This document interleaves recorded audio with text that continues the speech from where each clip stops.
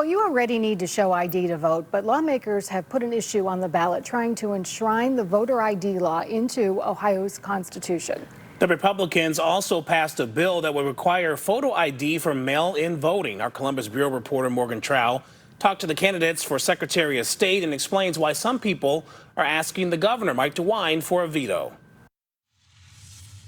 Photo ID is fundamental to election security. While both Republicans and Democrats are supportive of requiring identification to vote, Ohio Secretary of State candidates differ on a newly passed bill. This amendment is half-baked, and it is sloppy. When the lawmakers were trying to get as much done as they could before they went on summer break, Republicans added in a last-minute amendment to an unrelated bill, one that would require photo ID to vote absentee. Democratic nominee Allison Russo is urging Governor Mike DeWine to veto the provision. Ohio's system works. While Republican Robert Sprague wants to clamp down on voting by mail. We want to make sure that people are who they say they are. Each of Republican Secretary of State Frank LaRosa's election audits have shown no proof of widespread voter fraud. Currently, to get an absentee ballot, a voter has to provide a signature in either the last 4 digits of their social security number or their full driver's license. Under the newly passed bill, an applicant would also need to upload a photo ID and an electronic signature to an online portal, or they could mail a copy of their ID to their Board of Elections. This is something we could get to